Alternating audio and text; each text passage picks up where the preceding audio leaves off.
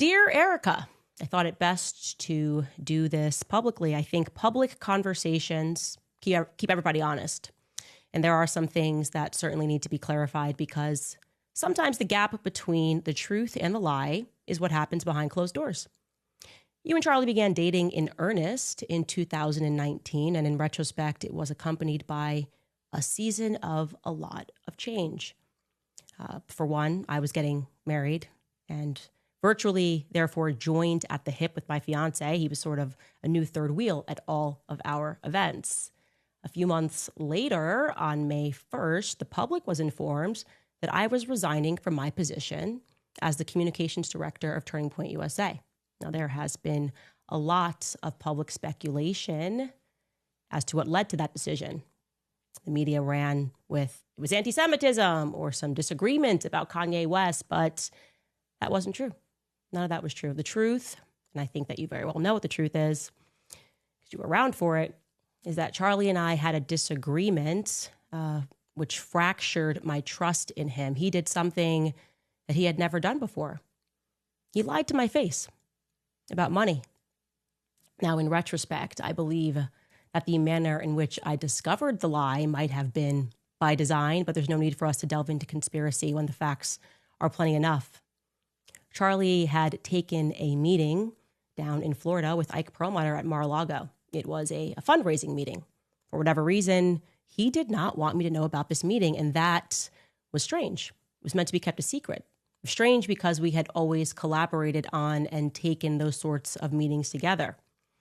Anyway, I found out about it, and I decided to ask him casually as we were riding up an elevator at the Trump Hotel in D.C. I said to him, have you heard from Ike recently? And he looked me right in the face just as he was getting off on his floor. And he said, no, I haven't. I haven't heard from him in like 2 weeks. And I then said back to him, really, Charlie? Because you had lunch with him yesterday at Mar-a-Lago. And I saw his stomach drop. His entire face looked, as if he was going down a roller coaster. He stuck his arm back in the elevator really quickly and tried to explain it away. He then pivoted toward an apology, but obviously the damage was done. And if I'm being honest, I was as hurt as I was shocked and confused by it because we were close. We did go back down to the lobby. We sat at a table and we talked. I don't even remember whether or not I was angry. I probably was. That does tend to be my choice emotion. But deep down, there was a part of me that knew that it was coming because of a lot of the new hires that were coming into Turning Point USA post-Kanye tweet. Charlie had new people in his ear that were hijacking his ambition, making him believe that money was the truest measure of success. Charlie was a brilliant fundraiser. Everybody knows that, but he was also young. He was naive to what the wrong money could invite into his life. And I warned him. I warned him in that restaurant. I warned him specifically about Stacey Sheridan. Everything about her made my skin crawl. And I suspected she and Tyler had something to do with it. I also warned him about Schaefer Security and Dan Flood. You can check the text messages because you have them. And now I am left wondering, obviously, if Charlie had heeded my advice, if he would still be alive. I've also come to another realization that I missed at that time. Maybe the newest and the biggest influence in his ear. Who was that, obviously? It was you. You were the newest and biggest influence in Charlie's life. You kind of all arrived at the same time. And you too, Erika, you lied to my face as we sat down in that hotel and we spoke for 4 hours. But I want to be clear, it was different. You see, with Charlie, I could forgive him. We were always like brother and sister. We went on tours thereafter. But you didn't do it. When you lied, you didn't do it out of naivety. You didn't do it because you were young and being pulled into the wrong direction by bad faith actors. Andrew Colvett was never going rogue. You knew that. Every single evil thing that was done to me was done with your blessing. And I consider the onslaught of attacks that I had to endure, they were evil. Because you knew I was telling the truth and you authorized people with an incredible amount of money to attack one of the few people in politics who was actually grieving your husband. You knew we had a deep friendship. You knew I was telling the truth about the Catholic thing, about everything. You allowed these people to lie and to say that Charlie and I hadn't spoken since 2019. I mean, it's crazy how much of a lie that was. You authorized it, and I now know that. The question is why? It was so cruel. It was so mean, right?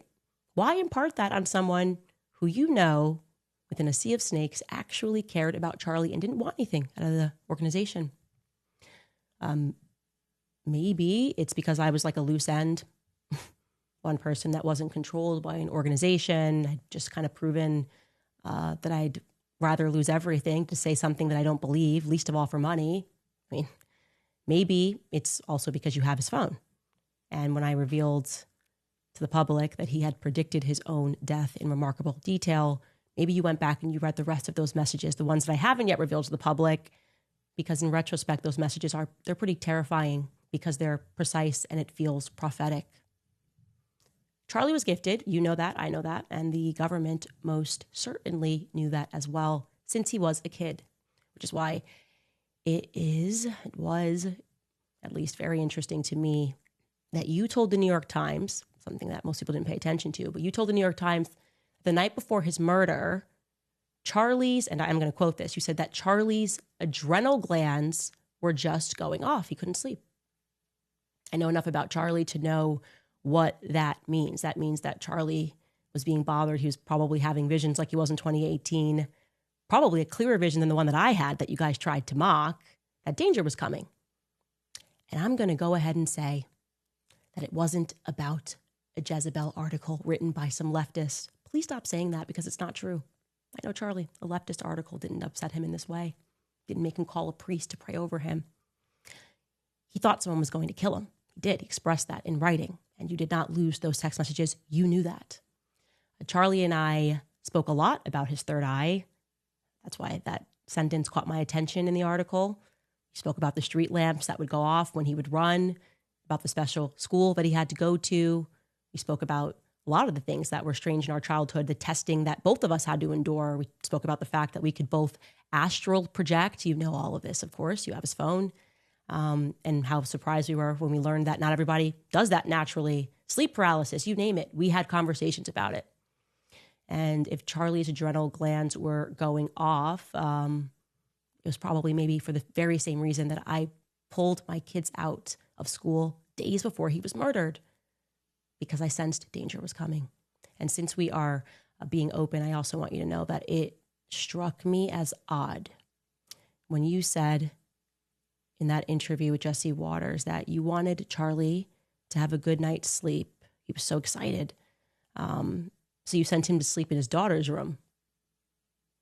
And it just registered to me as a little bit backwards. If I wanted my husband to have a good night's sleep because of something he had the next day, I'd probably let him sleep in the room and I would sleep in my daughter's room. I flagged that. I also thought what was interesting is that you said the next morning when he snuck in, he grabbed his wedding band. Again, minor detail, but I asked myself, why was his wedding band off? But enough with speculation. Here are the facts. I now have verifiable proof in writing that Justin Strife and you lied to me. You know exactly who Pierre is. Why did Justin Strife say that he had never heard of Pierre? It's crazy. Justin, why would you do that? Justin, you know him. You've met with him. You've personally met with Pierre. Erika, you've met with him in the wake of Charlie's death.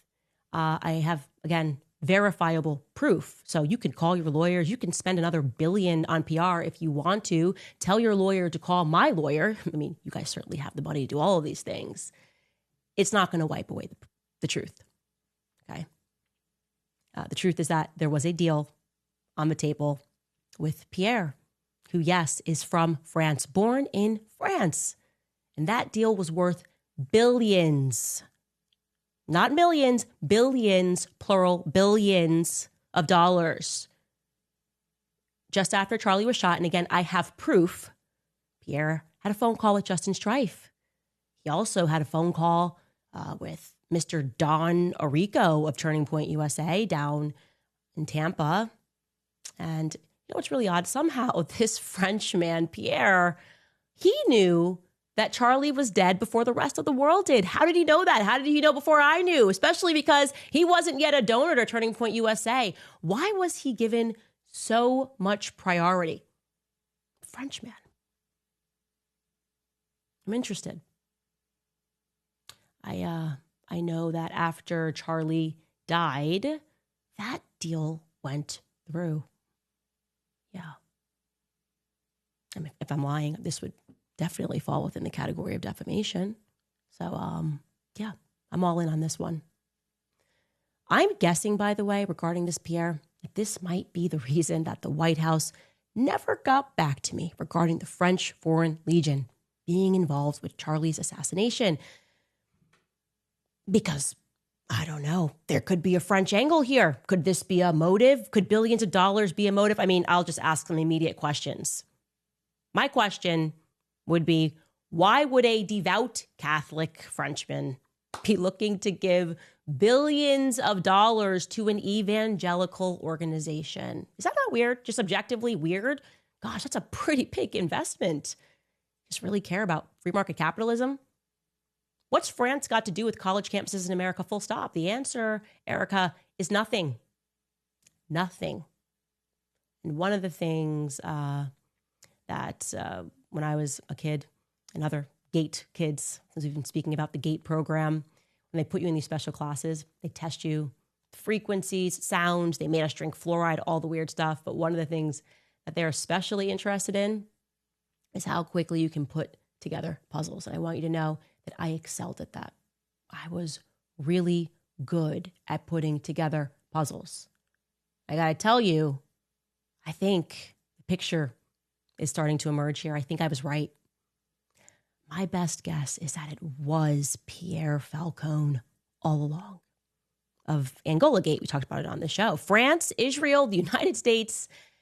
This time it would be Egypt rather than Angola, all working together. Maybe they were getting the band back together to traffic because, there's been a lot of trafficking that just keeps coming up in this investigation. These countries, these satellite of countries, you trying to pretend with your billions of dollars, got a PR, we can do all of this. And it was so crazy. Oh my God. A little joke about the Egyptian planes. What? Nothing to see here. This is my theory. There's a lot to see here because you were lying to cover Bibi Netanyahu's tracks. That's very strange. You were there when Bibi Netanyahu called. Andrew told me that Bibi offered to take Turning Point USA to the next level and that Charlie turned him down in the Hamptons at the dinner that you were a part of. But you don't remember that part.